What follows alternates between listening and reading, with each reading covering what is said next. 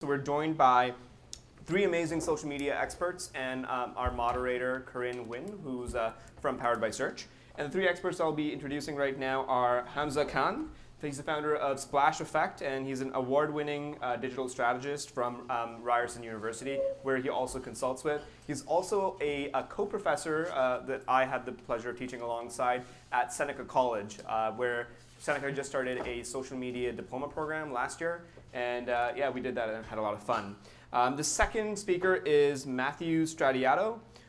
Sorry if I butchered that last name. From co-founder at Matstick. He's worked on some of the campaigns for big brands like Coca-Cola and Nike. And finally by Shannon Hunter, who's a social media manager at Virgin Mobile Canada. She's been raising money for the Heart and Stroke Foundation for the last 4 years. Please give them all a very warm welcome.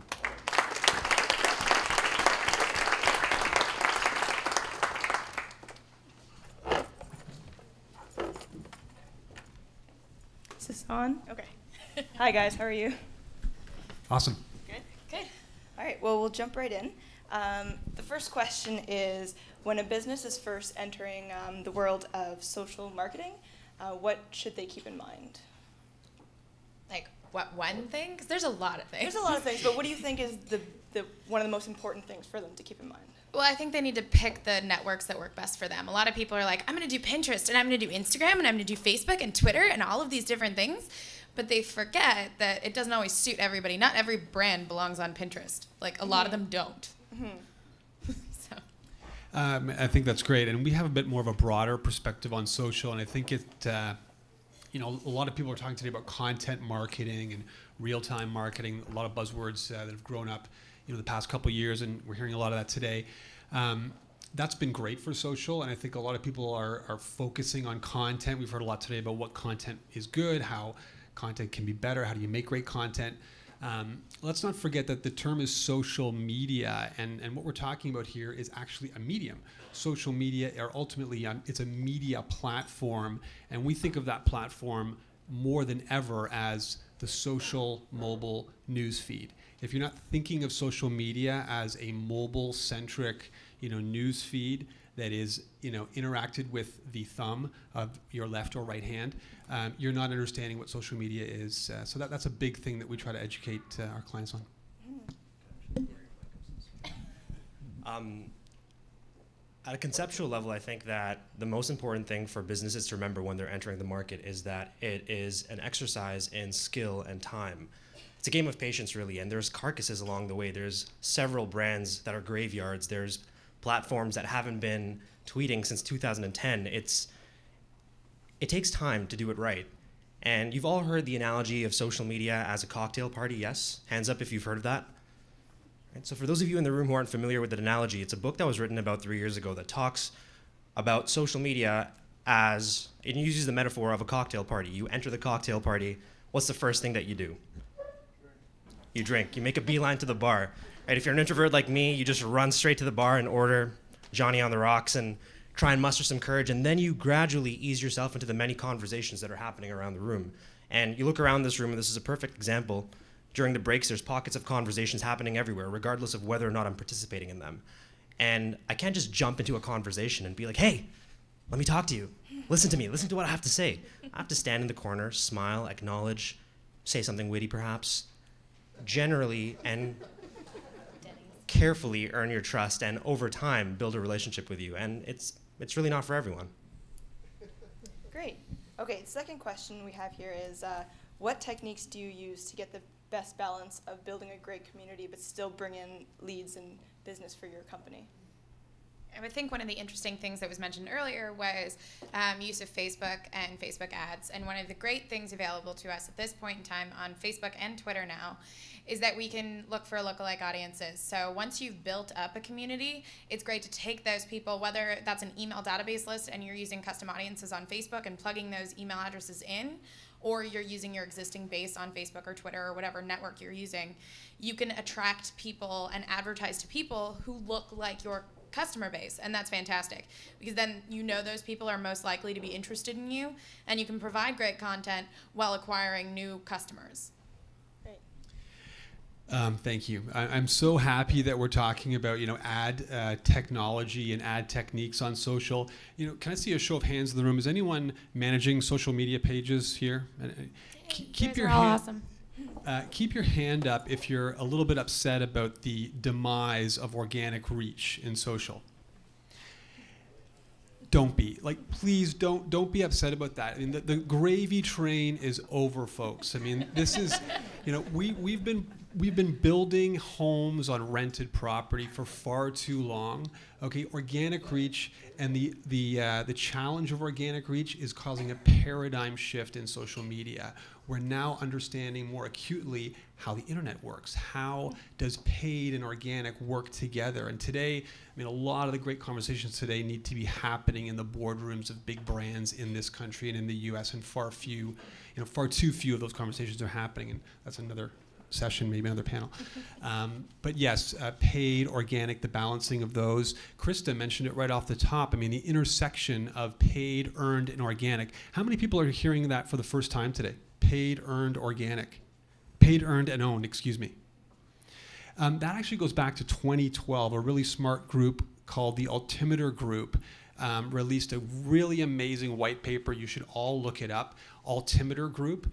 It's called the Converged Media Imperative. And it said in 2012, as a marketer, if you're not thinking of the intersection between paid, earned, and owned, which ultimately is uniting on social, you're not doing your job. So there's a real paradigm shift happening, and it's really great that we're hearing about that today. Thank you. The conversation is very different. I work primarily in the higher education industry, and we don't really think about leads in the sense that a lot of you are thinking about leads. What we do focus on is a content strategy around which we build our social media strategy. And that content strategy is quite simple. We've distilled it down to 4 ingredients, if you will. It's utility, information, amusement, and inspiration. And if you can continuously deliver those 4 in the form of your content, over time you'll see that the same people and more people, but more or less the same people will engage with you and will be more likely to engage with your content, share your content. And what we do is we just try and find ways to surprise and delight them. We've moved away from the traditional metrics. I used to be really obsessed with the metrics. I had like 10 different dashboards that were calculating everything, every number under the sun. And I think we've just done away with that this year, and we're really focusing on how have we made your day better. We just answer that question for all of our fans and all of our students. And we're seeing the dividends being paid at Ryerson, at U of T, at Seneca. It's phenomenal. Great. I love that you actually broke it down and made it very simple, those 4 steps. So when it comes to social media marketing, what are the fundamental mistakes you often see people making? People lie. People lie? People lie a lot. And that's never a good idea. It goes back to the cocktail party analogy and the idea of are you going to walk up to a stranger and just lie to them in the face? You're going to be like, oh my God, you look so great. You don't even know them. Stop lying to them. You don't know these people. But it's that and patting ourselves on the back. If we could all just stop jerking ourselves off collectively on Facebook and Twitter, that'd be really awesome. Because nobody likes it, and you're gonna get called out by your customers, and you're gonna get called out by fans and followers, and we've all seen it a million times. Guys, look at how great we are, look at how pretty we are, this is awesome, it's wicked. And then someone tells you, yeah, well, my experience with you sucked. And then that gets the ball rolling and everybody gets started. So if we could all just be genuine and honest and talk to people rather than telling them how awesome we are, that would be wicked. Mm-hmm. Yeah, be a person. Be a real person. Yeah, that's a novel idea for a lot of brands. There are 2 big mistakes that we're seeing, and no one in this room is probably making these mistakes. You wouldn't be at this conference if you're making these mistakes, but it's happening again and again. The eyeballs are on the wrong metrics. So still thinking about followers or fan base as being the key to cracking social, right? That means nothing anymore, obviously. And the other big problem is that social media somehow is free or cheap, or that it's quick. It's neither of those things. It's none of those things, rather, and it takes time. It's about planting and nurturing, and then sowing. What you've built, but it's certainly not free. There's a lot of time and man hours and monitoring and tools and paid techniques that go into making it. Not the most expensive thing in the world. I mean, you could blow your budget on an ad on the Gardener if you wanted to, which would be a bad move.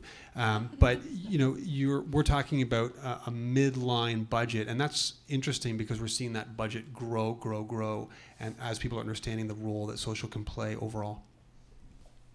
Those are both fantastic points, and building on the idea of not being disingenuous and also not just shoving your message down the collective gullet of avatars that is the social media. Most marketers make the mistake of trying to get laid on the first date, for lack of a better phrase. Expending all your social capital all at once without building a relationship first. I mean, take the time. And I can't emphasize this enough. Wine, dine, chat. It might not happen on the first date. It might not happen on the second date. Sometimes the return on investment you will see will happen years after having a relationship with this person. So don't rush into it, and resist applying traditional marketing frameworks to social media. It shouldn't be about social media marketing. In fact, I challenge everyone to remove the marketing from the social media exercise, that is, and focus more on building a community. And you're gonna have a tough time justifying that to your CEO and your CFO, why you're not seeing a return on something like Snapchat or Vine or Pinterest, what have you. But it's a long-term play, and it's still so new. We're barely a decade into this modern iteration of social media. We don't know what it's going to become. Give it some time. I totally disagree with what you just said, by the way. Marketing, I'm sorry about this. We're finally getting to a place where people understand that this is a marketing platform, Facebook, Twitter, LinkedIn, and the tools, the paid tools that are available are essential to the success on those platforms. If you think of it as a place to publish organic content and build community, you may be very and quickly disappointed. And that's not to say that that's not possible. We don't talk in terms of community. In fact, we've banned the term community manager from our agency. That's a commoditized, I don't want that job. I don't think anyone in this room wants that job. It's a tough, tough job. We're marketers. We're looking at tools and techniques to, as I say, hit that mobile news feed. And sometimes you have to look at it as a marketing technique and certainly apply dollars to it. Content matters, and organic content is part of the mix for sure. Yeah, I got to be a naysayer. What would you say to marketers who think social media offers no lasting value when it comes to marketing? Shut up. No, seriously. It's a little bit ridiculous to say that. We talk about television ads, and we talk, like, you can go back and find television ads from the 50s, from the 60s. You can find the best TV ads that have ever existed. Yay, Super Bowl ads, they're awesome. But you never got to talk to your customers before. You never got to have a conversation and a dialogue, and a memorable one at that, unless you were talking to someone in a store. So essentially, we've taken sales out of stores and out of like bricks and mortar and put them into a digital landscape, and you can have a continued conversation with your customer. Tell me how that isn't valuable. Mm-hmm.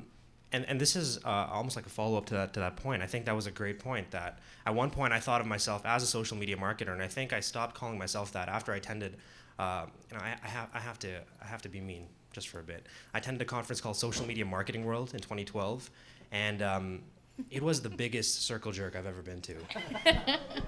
Goodness, a lot of navel gazing, a lot of patting on the back, and just not a lot of substance. And I found that I left there feeling that the techniques and the tactics that they were sharing were very much bordering on disingenuity. It was doing things that came across the way that advertising talks to people. Advertising doesn't talk to people the way that people talk to people.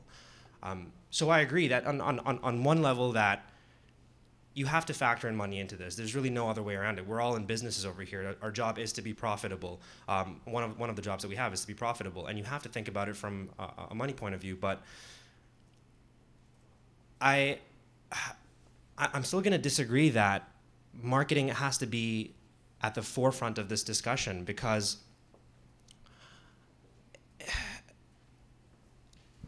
let me go back to this. It's about building a community, and like you were saying earlier, for the first time in a long time, we have a platform over here. We have this medium where we can talk to you in the most unfiltered, in the most honest way possible. It's a two-way conversation, finally.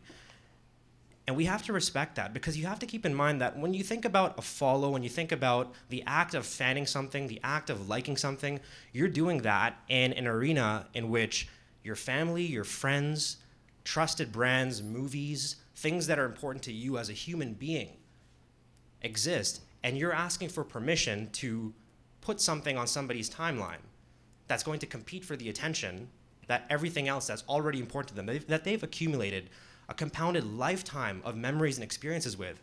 How can you suddenly go in there and start to pollute that? Maybe I'm looking at this from a very optimistic point of view. I don't know. I'm happy to entertain any other ideas in the audience, but that's where I'm coming at it from. Sure, we're going to lose money on for a little while, but focus on the long-term play over here. Be the best human being that you can, if you will. Isn't part of that just getting rid of all the rules that we're used to? So like the Advertising Standards Council, yay, they don't play a role so much in social media. We can actually be people. And you know what? If you want to curse, curse. If you want to talk, like if you're upset, be upset.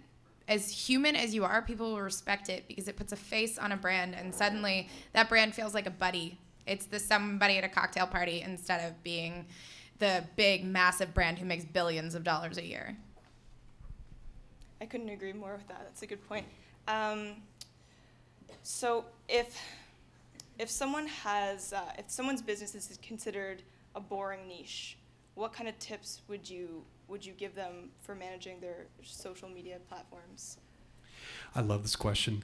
So my business is crap. It's boring. How can I be successful? I mean, so first of all, there's two sides to this coin. If you have a problem with your product, if people don't like your product, if there are things in the closet back there, you have a problem. You have a big problem, especially in this new world where the conversation is happening online. That's going to come out. Those skeletons are coming right out in the forefront. They're going to be laid right in front of you, in your driveway, as you back out in the morning heading to your beautiful job. So there's a big challenge there. Find something that you love and do something different. But I know why you're asking this question, and it's about, okay, well, we sell potatoes. Love that example earlier. The potato, or we sell breakfast cereal, or we sell toothpaste.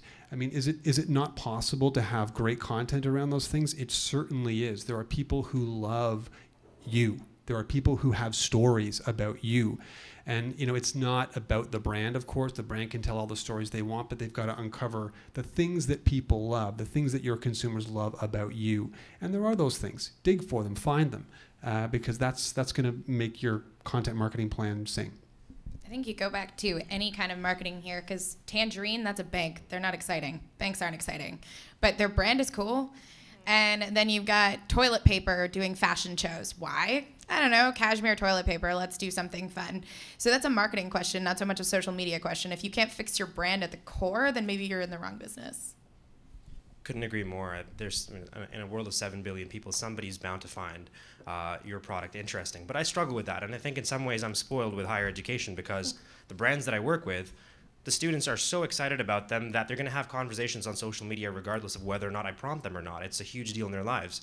When it comes to the boring brands that I've worked with and I've been challenged by, I've always looked to some of my favorite examples of boring brands that have done interesting things. And I noticed that the common denominator is that they default to humor. For example, the TSA.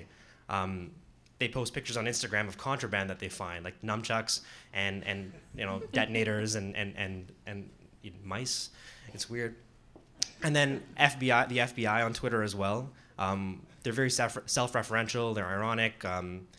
Satire all the time factors into what they do. So I need to get better at this. It's certainly something that I've been challenged by, but I'd be happy to have conversations after about what you've done with some of your quote-unquote boring brands. But I don't think there is a boring brand. I think that if it's your brand and if you're passionate about it, you'll find a way to make it interesting just by virtue of the passion that you have for it. Right. How are we for time?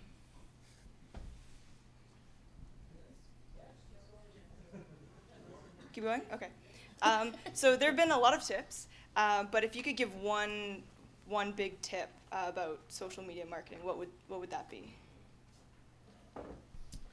Do you mind? I mean, this idea of always be testing, always be experimenting. Love that concept, and I think one of the things that's going on. I talk about a lot of shifts that are happening in social, back to the paid space. experimenting with paid, experimenting with custom audiences, remarketing. All of these things are possible inside social, and you're only going to learn them through testing and experimenting. Wrestle those paid dollars back from whichever media company has control of them, because they're no better at it than anyone in this room, I can tell you right now. You can learn a lot by opening up your own accounts, experimenting, build your own page, try. This is still so new, and we forget that. This is new territory, so experiment away. It's a huge lack in some ways. Don't be afraid to make mistakes. Make them all. Make all of the mistakes. There are so many brands out there who've done the wrong thing and then they just shut down. Don't shut down. Don't disappear. Make a mistake and then be honest. Apologize for it. I mean, the Red Cross did it. Somebody tweeted that they were drinking in the office like 4 years ago. And then this beer company decided that anytime someone mentioned the Red Cross, they would donate $1. So you can make mistakes and you can fix them. The only thing that will kill your brand in the social space is if you let yourself die. If you're like, okay, I'm done now. I made one mistake. And I swear to God, the next person who says it's a hacking, I will personally come and kick your ass. Because it wasn't. Nobody hacked you. That never happened.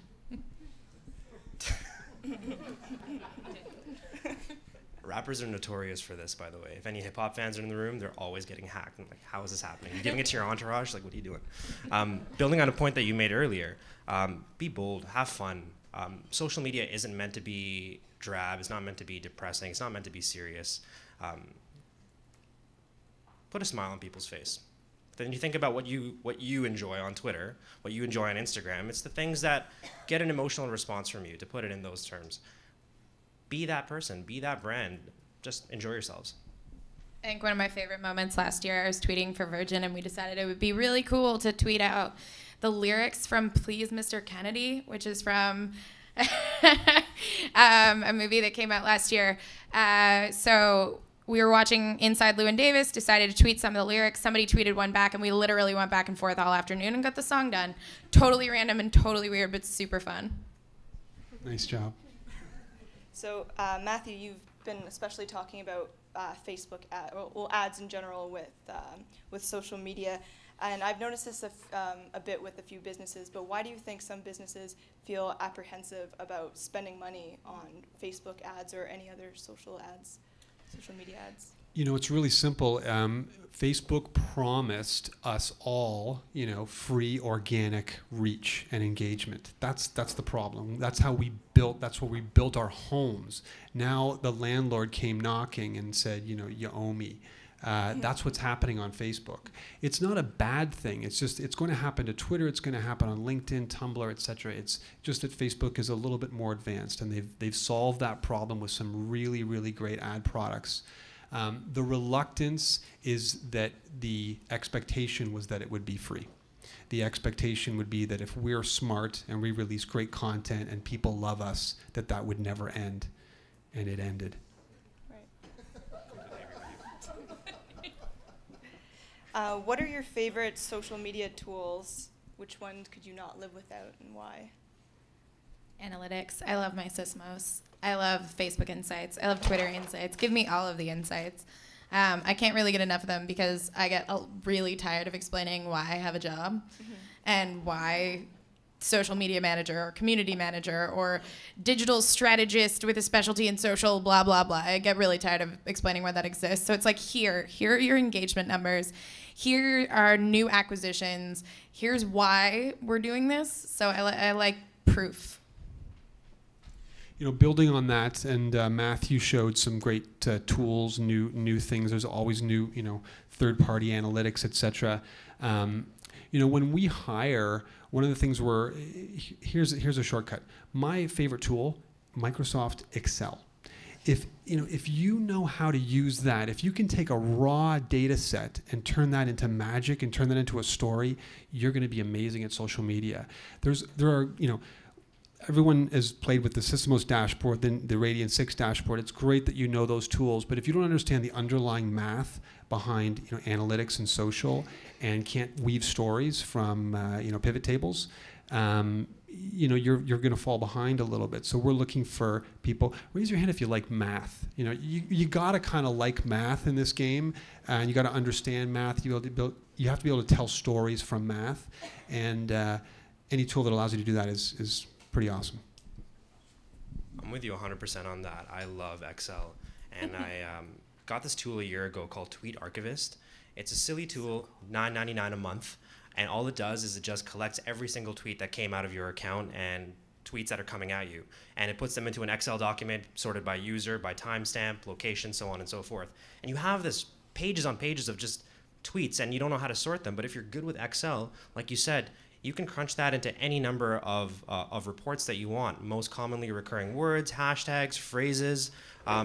It's almost like follower wonk, where you just throw all of your followers' bios into a blender and you spit it out and you see what the average person looks like who follows you. Now, of course, that's a horrible indicator because it's so varied but and so vast. But to get these fun little insights, these anecdotal insights that can support the cold hard data, if you will, is really awesome. And I think Excel is the marketer's best tool for that.